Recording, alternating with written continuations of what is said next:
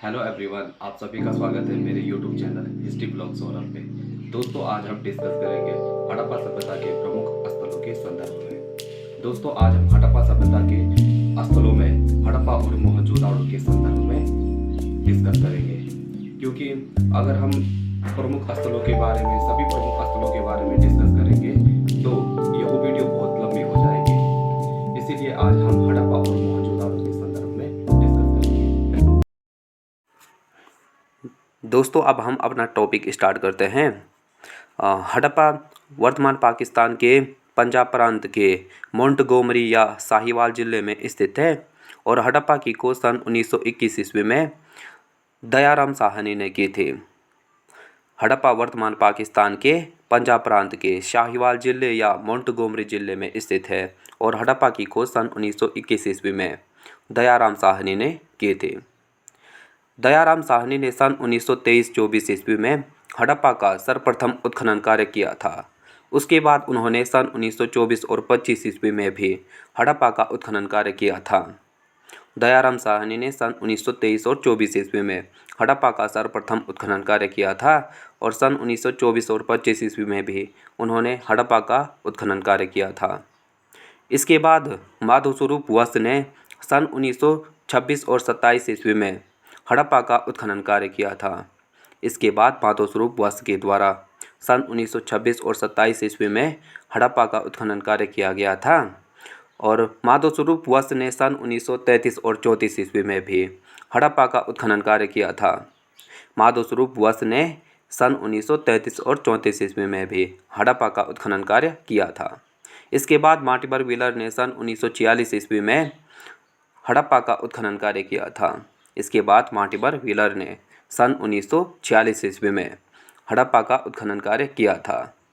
Last में George dells ने सन 1964 और 65 ईस्वी में और मार्क केन्योर और प्रोफेसर मीडो ने सन 1986 से 96 ईस्वी के मध्य हड़प्पा का उत्खनन कार्य किया था।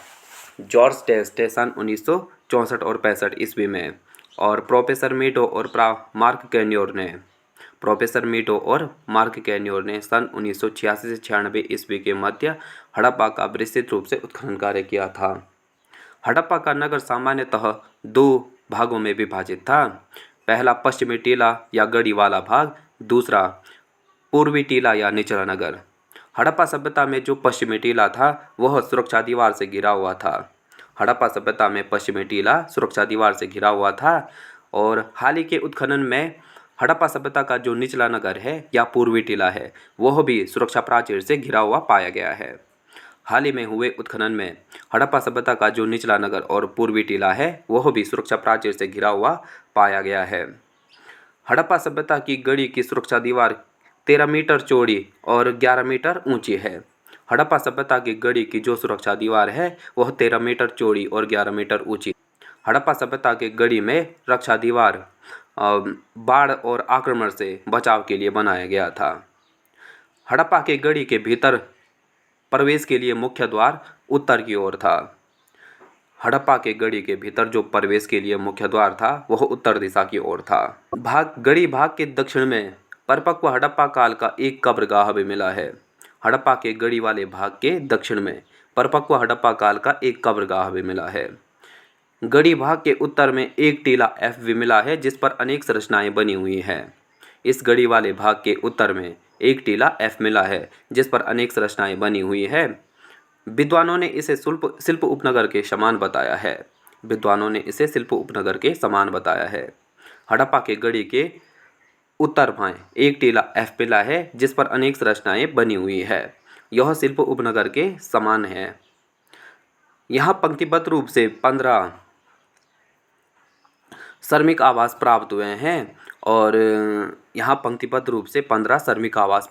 हैं इनका आकार 17 गुणा गए 7.5 मीटर आकार का था।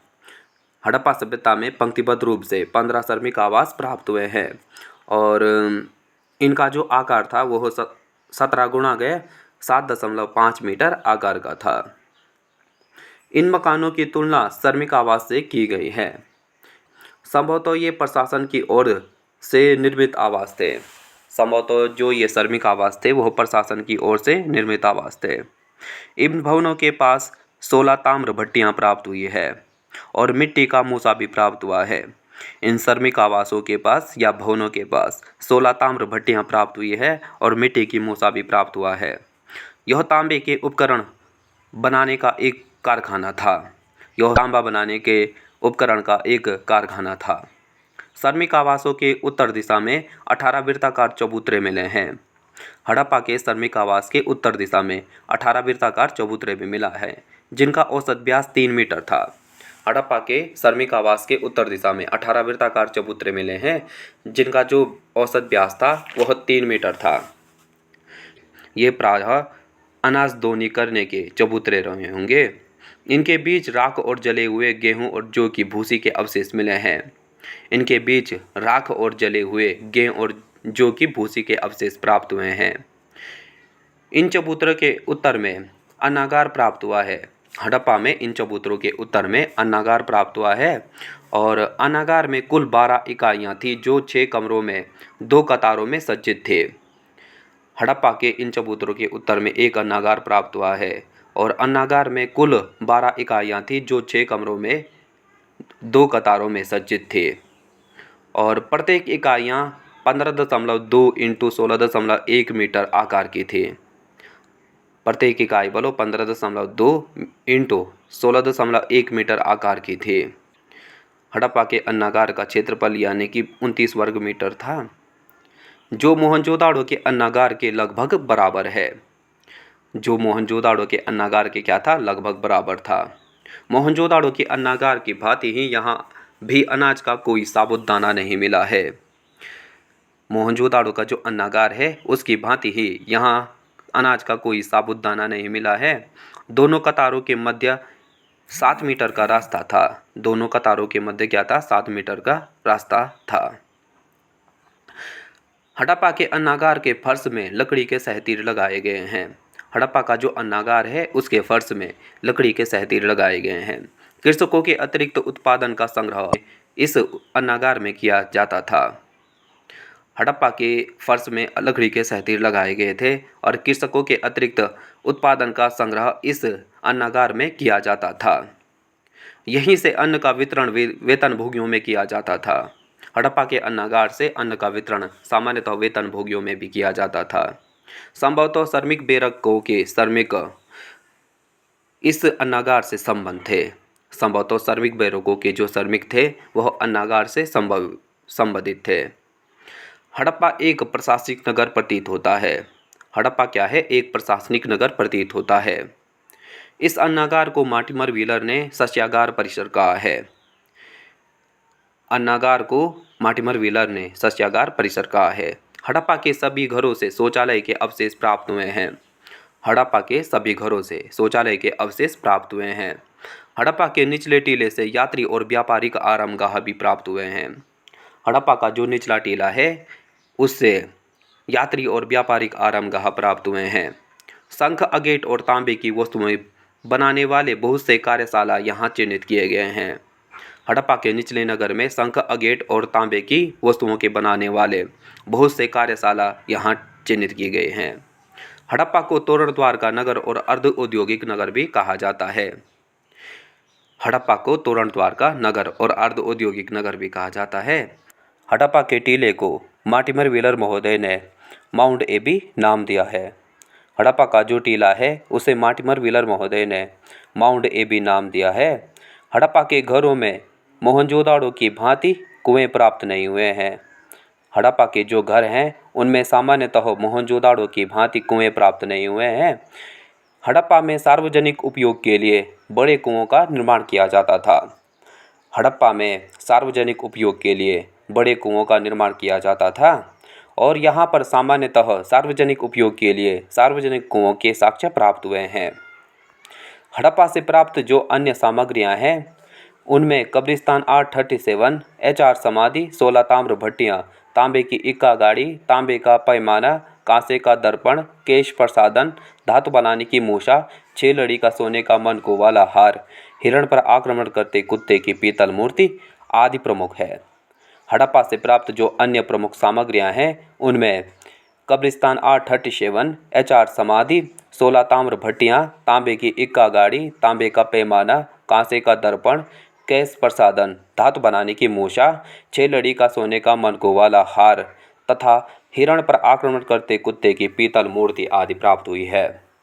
यहाँ से प्राप्त अन्य सामग्री मुहरों में जहाज और नावों के अंकन वाली मुहर, स्त्री के गर्भ से उगते हुए पौधे के अंकन वाली मुहर, सांप को पंजों में दबाए गरुड़ के चित्रांकन वाली मुहर, खरगोश के अंकन वाली मुहर और नरबली के संकेत वाली मुहर और ढोल लिए हुए पुरुष के अंकन वाली मुहर आदि प्राप्त हुई है। हड़प्पा सभ्यता से प्राप्त मुहरों में जहाज और नावों के अंकन वाली मुहर, स्त्री के गर्भ से उगते हुए पौधे के अंकन वाली मुहर, सांप को पंजों में दबाए गरुड़ के चित्रांकन वाली मुहर, खरगोश का अंकन वाली मुहर, नरबली के संकेत वाली मुहर और ढोल लिए हुए पुरुष के अंकन वाली मुहर आदि प्राप्त हुए हैं।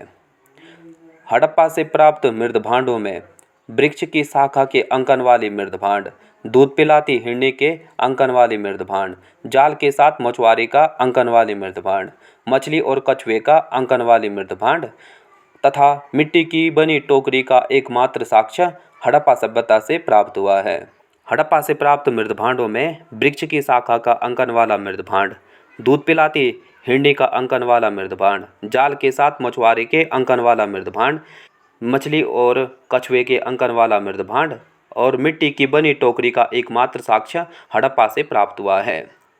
हड़प्पा से प्राप्त प्रमुख मृदभांडों में वृक्ष की शाखा का अंकन वाली मृदभांड, दूध पिलाती हिरनी के अंकन वाला मृदभांड, जाल के साथ मछुआरे का अंकन वाला मृदभांड, मछली और कछुए का अंकन वाली मृदभांड, मिट्टी की बनी टोकरी का एकमात्र साक्ष्य हड़प्पा से प्राप्त हुआ है।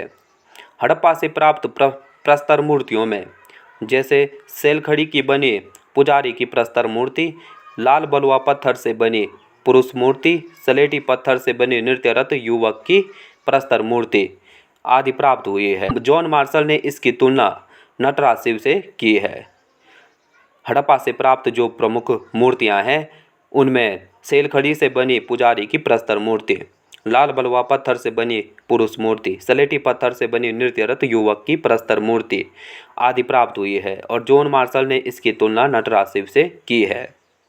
हड़प्पा से प्राप्त अन्य सामग्रियों में कछुए की हड्डियां, शंख का बना बेल, गधे की हड्डियां, मुंह में खरगोश को पकड़े कुत्ते का चित्रण, मातृ देवी की मिंड मूर्ति और धान कूटने की ओखली आदि प्राप्त हुई है। हड़प्पा से प्राप्त अन्य सामग्रियों में कछुए की हड्डियां, शंख का बना बेल, गधे की हड्डियां, मुंह में खरगोश पकड़े कुत्ते का चित्रण, मातृ देवी की मिंड मूर्ति और धान कूटने की ओखली आदि प्राप्त हुई है।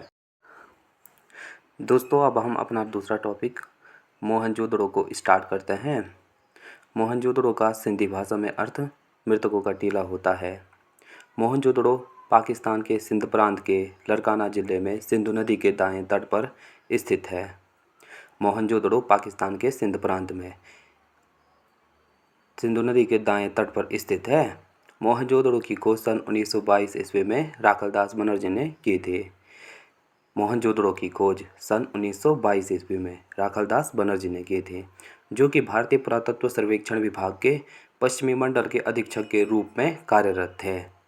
मोहनजोदड़ो की खोज सन 1922 ईस्वी में राखलदास बनर्जी ने की थी, जो कि भारतीय पुरातत्व सर्वेक्षण विभाग के पश्चिमी मंडल के अधीक्षक के रूप में कार्यरत थे। हड़प्पा और मोहनजोदड़ो के बीच की दूरी 640 किलोमीटर है। हड़प्पा और मोहनजोदड़ो के बीच की दूरी 640 किलोमीटर है। स्टुअर्ट पिगॉट महोदय ने हड़प्पा और मोहनजोदड़ो को सिंधु सभ्यता की जुड़वा राजधानियाँ कहा है। स्टुअर्ट पिगॉट महोदय ने हड़प्पा और मोहनजोदड़ो को सिंधु सभ्यता की जुड़वा राजधानियाँ कहा है। मोहनजोदड़ो हड़प्पा सभ्यता का दूसरा सबसे बड़ा और समृद्धतम नगर है और हड़प्पा सभ्यता का सर्वाधिक महत्वपूर्ण केंद्र है। मोहनजोदड़ो हड़प्पा सभ्यता का दूसरा सबसे बड़ा और समृद्धतम नगर है और हड़प्पा सभ्यता का सर्वाधिक महत्वपूर्ण केंद्र है। मोहनजोदड़ो से 2 पुरातात्विक टीले मिले हैं। मोहनजोदड़ो से 2 पुरातात्विक टीले प्राप्त हुए हैं। मोहनजोदड़ो के पश्चिमी टीला जिसकी खोज मार्टिमर व्हीलर महोदय ने की है। मोहनजोदड़ो का पश्चिमी टीला जिसकी खोज मार्टिमर व्हीलर महोदय ने की है, पूर्वी नगर टीले की अपेक्षा अधिक ऊंचा किंतु आकार में छोटा है। मोहनजोदड़ो का पश्चिमी टीला, जिसकी खोज मार्टिमर व्हीलर महोदय ने की है, पूर्वी नगर टीले की अपेक्षा अधिक ऊंचा किंतु आकार में छोटा है। दोनों टीले सुरक्षा प्राचीर से घिरे हुए हैं। मोहनजोदड़ो में दोनों टीले सुरक्षा प्राचीर से घिरे हुए हैं। फायर सर्विस के अनुसार निचले नगर की जनसंख्या 41,250 थी। फायर सर्विस के अनुसार पूर्वी टीले या निचले नगर की जनसंख्या 41,250 थी। मोहनजोदड़ो के गढ़ी के उत्तरी भाग में द्वितीय शताब्दी ईसा पूर्व में निर्मित बौद्ध स्तूप व कनिष्क निर्मित चैत्य स्तूप के अवशेष मिले हैं। मोहनजोदड़ो के गढ़ी के उत्तरी भाग में द्वितीय शताब्दी ईसा पूर्व में निर्मित बौद्ध स्तूप और कनिष्क निर्मित चैत्य स्तूप के अवशेष मिले हैं। इस कारण मोहनजोदड़ो के पश्चिमी गढ़ी को स्तूप टीला, स्तूपों का शहर और आध्यात्मिक नगर कहा जाता है। इस कारण मोहनजोदड़ो के पश्चिमी गढ़ी टीले को स्तूप टीला, स्तूपों का शहर और आध्यात्मिक नगर कहा जाता है।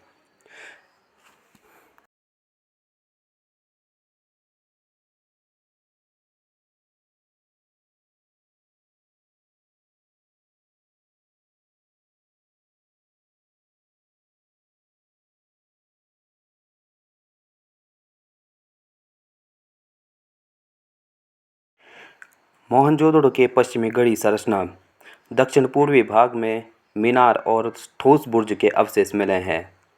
मोहनजोदड़ो के पश्चिम गढ़ी संरचना के दक्षिण पूर्वी भाग में मीनार और ठोस बुर्ज मिले हैं। इस संपूर्ण क्षेत्र को गारे और ईंटों की चबूतरा बनाकर ऊंचा उठाया गया है।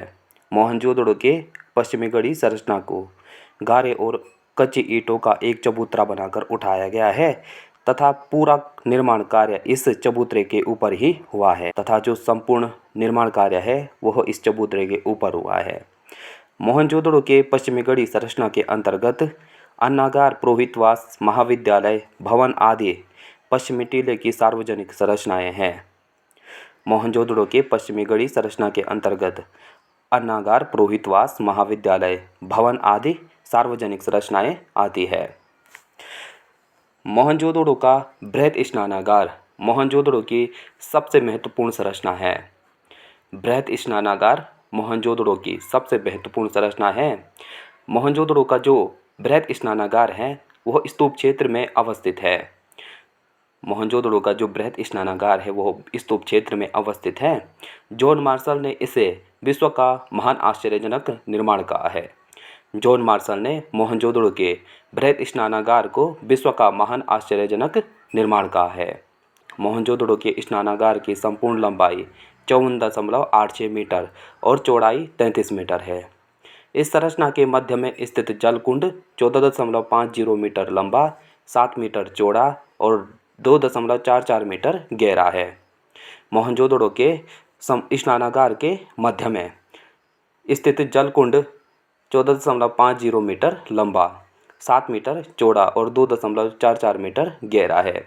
इस जलकुंड के अंदर पहुंचने के उत्तर और दक्षिण में 2.5 मीटर चौड़ी 9 सीढ़ियां हैं और दक्षिणी सीढ़ी नमक के प्रभाव के कारण नष्ट हो चुकी है।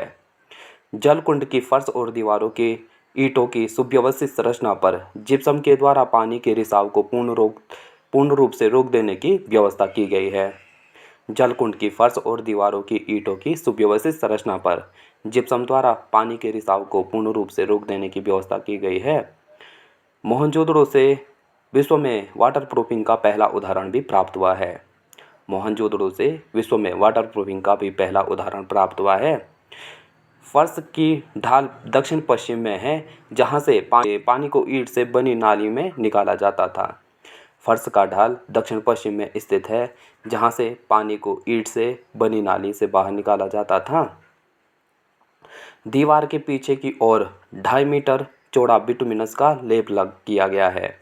दीवार के पीछे की ओर 2.5 मीटर 2.54 मीटर चौड़ा बिटुमिनस का लेप लगाया गया है। स्नानागार के पूर्व, उत्तर और दक्षिण में ईंटों से बने स्तंभ के अवशेष प्राप्त हुए हैं। स्नानागार के पूर्व, उत्तर और दक्षिण में ईंटों से बने स्तंभों के अवशेष प्राप्त हुए हैं। स्नानागार में प्रवेश के लिए दक्षिण में 2 बड़े द्वार और उत्तर पूर्व में एक प्रवेश द्वार स्थित है। स्नानागार के प्रवेश के लिए दक्षिण में 2 बड़े द्वार हैं और उत्तर पूर्व में एक एक प्रवेश द्वार है। स्नानागार के पूर्वी हिस्से में कक्षों की एक श्रृंखला मिली है, जिनमें से एक में कुआं बना हुआ है जो जल आपूर्ति की मुख्य स्रोत था तथा उनके आगे 3 और बरामदे थे। स्नानागार के पूर्वी हिस्से में कक्षों की एक श्रृंखला थी, जिनमें एक कुआं बना हुआ था जो जल आपूर्ति का मुख्य स्रोत था। उनके आगे 3 और बरामदे भी थे। स्नानागार के उत्तर में 2 पंक्तियों में छोटे छोटे 8 स्नान कक्ष प्राप्त हुए हैं। स्नानागार के उत्तर में 2 पंक्तियों में छोटे छोटे 8 स्नान कक्ष भी प्राप्त हुए हैं और मैके के अनुसार इन मकानों में पुजारी रहते थे, जो ऊपरी कक्षों में अनुष्ठान और निचले कक्षों में स्नान करते थे। सर मोहनजोदाड़ो के स्नानागार के उत्तर में 2 पंक्तियों में छोटे छोटे 8 स्नान कक्ष थे और मैके के अनुसार इन मकानों में पुजारी रहते थे, जो ऊपरी कक्षों में अनुष्ठान और निचले कक्षों में स्नान करते थे। डी कौशाम्बी ने बृहद स्नानागार की तुलना पुष्कर और कमलताल से की है। मोहनजोदड़ो का अन्नागार आकार में हड़प्पा के अन्नागार के बराबर था। मोहनजोदड़ो के अन्नागार का आकार 45.72 मीटर इंटू 22.86 मीटर का था। इस इमारत में मूलतः 27 खंड थे। मोहनजोदड़ो के इमारत का आकार 45.72 मीटर इंटू 22.86 मीटर था। यह इमारत मूलतः 27 खंडों में विभाजित था, जिसके बीच संकरा गलियारा बना था। संपूर्ण अन्नागार का बाहरी ढांचा लकड़ी का बना हुआ था। मोहनजोदाड़ो के संपूर्ण अन्नागार का जो बाहरी ढांचा था वह लकड़ी का बना हुआ था। इसके दक्षिण पश्चिम में 4.5 मीटर चौड़ी सीढ़ियाँ बनी थी, जो विशाल सीढ़ी का एकमात्र अवशेष थी। अन्नागार के दक्षिण पश्चिम में 4.5 मीटर चौड़ी सीढ़ी बनी थी, जो विशाल सीढ़ी का एकमात्र अवशेष थी। अन्नागार का निर्माण मोहनजोदड़ो में स्नानागार से भी प्राचीन था। मोहनजोदड़ो में अन्नागार का जो निर्माण है वह स्नानागार से भी प्राचीन था। अन्नागार के उत्तर में झामा ईंट से बना एक चबूतरा मौजूद है। मोहनजोदड़ो में अन्नागार के उत्तर में झामा ईंट से बना एक चबूतरा मौजूद है, जिसकी पहचान मार्टिमर व्हीलर महोदय ने लोडिंग डॉक या लद्दान क्षेत्र के रूप में की है। जिसकी पहचान मार्टिमर व्हीलर ने लोडिंग डॉक या लद्दान क्षेत्र के रूप में की है। यह अन्नागार मोहनजोदड़ो की सबसे बड़ी इमारती संरचना है तथा इसका क्षेत्रफल हड़प्पा के अन्नागार के क्षेत्रफल के लगभग बराबर है। यह अन्नागार क्या है? मोहनजोदड़ो की सबसे बड़ी इमारती संरचना है और इसका क्षेत्रफल हड़प्पा के अन्नागार के क्षेत्रफल के लगभग बराबर है। अन्य अन्नागारों की तुलना में मोहनजोदड़ो का जो अन्नागार है वह दुर्ग क्षेत्र के भीतर अवस्थित है। अन्य जगहों के अन्नागार के तुलना में मोहनजोदड़ो के अन्नागार दुर्ग क्षेत्र के भीतर अवस्थित था। मोहनजोदड़ो में पुरोहित आवास बृहत स्नानागार के उत्तर पूर्व में 70.1% 23.77 मीटर के आकार का एक विशाल भवन के अवशेष मिले हैं, जिसमें 3 बरामदे हैं। मोहनजोदड़ो के पुरोहित आवास बृहत स्नानागार के उत्तर पूर्व में 70.1% 23.77 मीटर के आकार का एक विशाल भवन के अवशेष मिले हैं, जिसमें 3 बरामदे हैं। यह मोहनजोदड़ो के प्रमुख पुरोहितों का निवास स्थान था, जिसे कॉलेज ऑफ प्रीस्ट या पुरोहितों का महाविद्यालय कहा जाता है। सामान्यतः जो मोहनजोदड़ो का पुरोहित आवास था वह बृहत स्नानागार के उत्तर पूर्व में स्थित था। इसका आकार 70.1 मीटर इंटू 27.7 मीटर का था। यह एक विशाल भवन था जिसमें 3 बरामदे थे और यह मोहनजोदड़ो के प्रमुख पुरोहितों का निवास स्थान था, जिसे कॉलेज ऑफ पुरोहितों का महाविद्यालय कहा जाता है। सभा भवन दुर्ग के दक्षिण की ओर 27% मीटर के आकार का एक वर्गाकार भव्य कक्ष था। मोहनजोदड़ो में सभा भवन दुर्ग के दक्षिणी ओर 27% मीटर के आकार का एक दुर्गाकार भव्य कक्ष था, जिसे सभा भवन या असेंबली हॉल के नाम से जाना जाता है। मोहनजोदड़ो के दुर्ग के दक्षिणी ओर 27% मीटर के आकार का एक भव्य कक्ष मिला है, जिसे सभा भवन या असेंबली हॉल के नाम से जाना जाता है। इसमें ईंटों के 20 चौकोर स्तंभों के अवशेष प्राप्त हुए हैं। यहाँ से ईंटों के 20 चौकोर स्तंभों के अवशेष प्राप्त हुए हैं, यह भवन 4 पार्श्ववर्तियों या गलियारों में बटा हुआ है। सभा भवन 4 गलियारों में बटा हुआ है। और मैके ने अपनी पुस्तक फर्दर एक्सकेवेशन एट मोहनजोदड़ो में इसे बाजार की संज्ञा प्रदान की है। मैके ने अपनी पुस्तक फर्दर एक्सकेवेशन एट मोहनजोदड़ो में इस सभा भवन को बाजार की संज्ञा प्रदान की है। मोहनजोदड़ो की जो सबसे प्रमुख विशेषता थी वह उसकी सड़कें थी। यहाँ पर ग्रिड पैटर्न पर समांतर सड़कों का जाल बिछा हुआ था। मोहनजोदड़ो से सभ्यता के 7 क्रमिक स्तर विन्यास प्राप्त हुए हैं। मोहनजोदड़ो से हड़प्पा सभ्यता के 7 क्रमिक स्तर विन्यास प्राप्त हुए हैं। मोहनजोदड़ो वही नगर था जो बाढ़ के कारण 7 बार उजड़ा और बसा था। यानी कि मोहनजोदड़ो बाढ़ के कारण 7 बार बसा और उजड़ा था। मोहनजोदड़ो के पूर्वी हिस्से यानी कि निचले नगर को उसके उत्खननकर्ताओं के नाम पर जाना जाता है। मोहनजोदड़ो के पूर्वी हिस्से यानी कि निचले नगर को उसके उत्खननकर्ताओं के नाम पर जाना जाता है, जैसे HR क्षेत्र, DK क्षेत्र, KN क्षेत्र, VS क्षेत्र, मोनिश क्षेत्र आदि। मोहनजोदड़ो का जो पूर्वी हिस्सा या निचला नगर था उसको उसके उत्खननकर्ताओं के नाम पर जाना जाता है, जैसे HR क्षेत्र, DK क्षेत्र, KN क्षेत्र, VS क्षेत्र और मोनिश क्षेत्र। HR क्षेत्र से ही पुरोहित राजा की बेटी हुई प्रतिमा के टुकड़े मिले हैं, जिसके बाएं कंधे पर शाल है। मोहनजोदड़ो के निचले नगर के HR क्षेत्र से पुरोहित राजा के यानी कि प्रीस्ट किंग के बेटी हुई प्रतिमा के टुकड़े मिले हैं, जिसके बाएं कंधे पर शाल है। यह DK क्षेत्र में पुरोहित सम्राट की प्रसिद्ध प्रतिमा से मिलती जुलती है। यह DK क्षेत्र में पुरोहित सम्राट की प्रसिद्ध प्रतिमा से मिलती जुलती है। निचले नगर के HR क्षेत्र से प्राप्त एक विशाल भवन को मंदिर या किसी विशिष्ट व्यक्ति के भवन के रूप में देखा गया है। यहाँ 16 मकानों की 2 कतारें भी स्थित है। मोहनजोदड़ो के निचले नगर में 16 मकानों की 2 कतारें स्थित मिली है, जिसे दुकानों या शिल्पकारों के आवासों के रूप में रेखांकित किया गया है। जिसे दुकान या शिल्पकार के आवास के रूप में रेखांकित किया गया है। मोहनजोदड़ो के मकानों में पर्याप्त स्वच्छता के लक्षण दृष्टिगोचर होते हैं।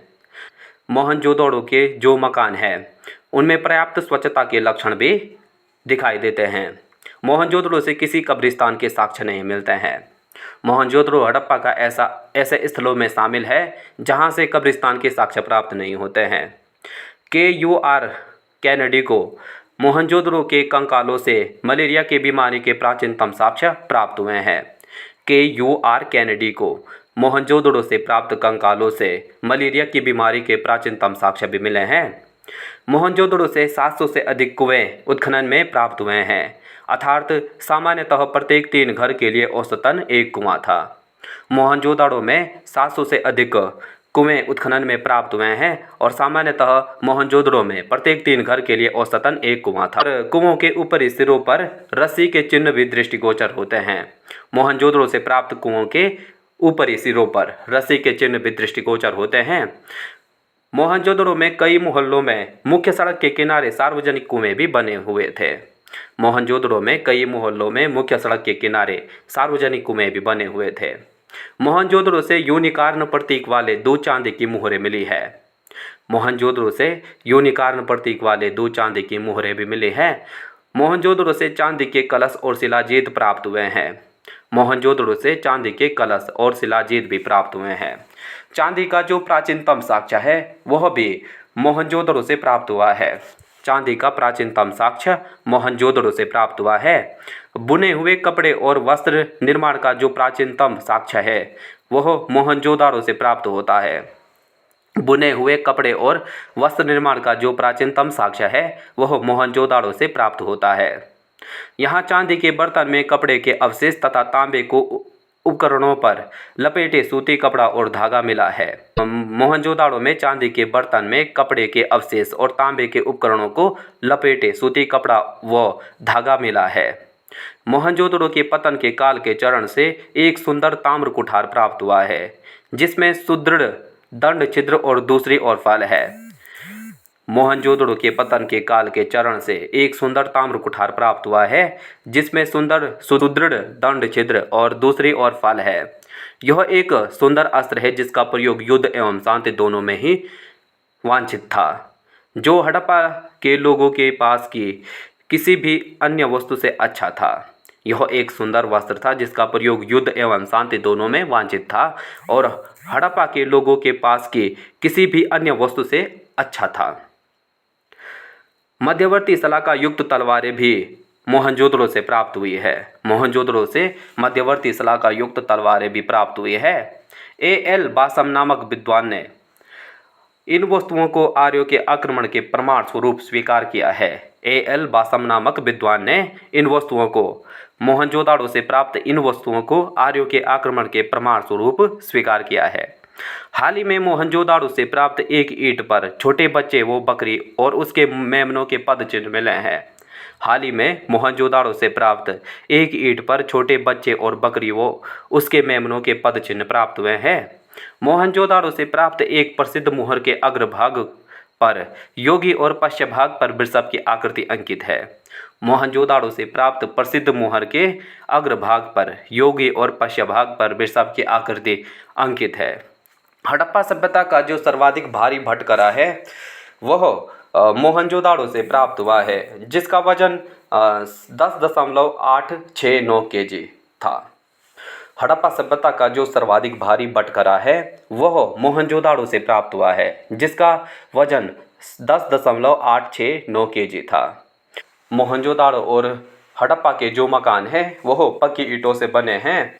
मोहनजोदाड़ो से प्राप्त अन्य प्रमुख उपकरणों में या वस्तुओं में बेलनाकार मुहरे, प्रस्तर योगी की मूर्ति, गीली मिट्टी पर कपड़े के साक्ष्य, कुबड़दार बैल का खिलौना, बकरे के पीछे चाकू लिए हुए व्यक्ति का चित्रण, मुद्रा पर अंकित पशुपतिनाथ शिव की मूर्ति, हाथी का कपाल खंड, मुहर पर सुमेरियन नाव का चित्रांकन, बहुमंजिली इमारतों के साक्ष्य, 8 कक्षों वाला स्नान घर, कुंभकारी की बस्ती और 6 भट्टे, उत्कीर्ण कांस्य कुल्हाड़ी और अंतिम स्तर पर बिखरे नर कंकाल। सर्वाधिक मुहरे, सिंधुलिपि उत्कीर्ण वर्गाकार ताम्र फलक, एक ताम्र पत्र में भारी मात्रा में स्वर्ण निधि, सूक्ष्म अभिलेख, सीपी की बनी पटरी, तांबे के हेयर पिन, कीलदार अभिलेख और लकड़ी के दरवाजे आदि यहाँ से प्राप्त हुए हैं।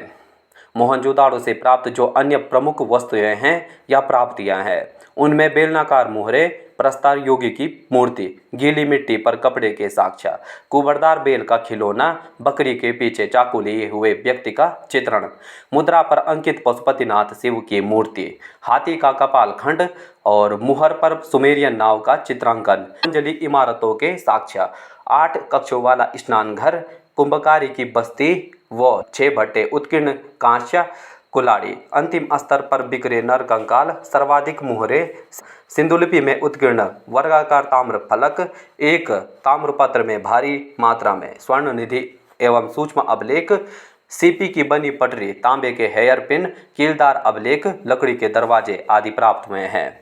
दोस्तों, इसी के साथ आज का हमारा टॉपिक कंप्लीट होता है। जय हिंद, जय भारत।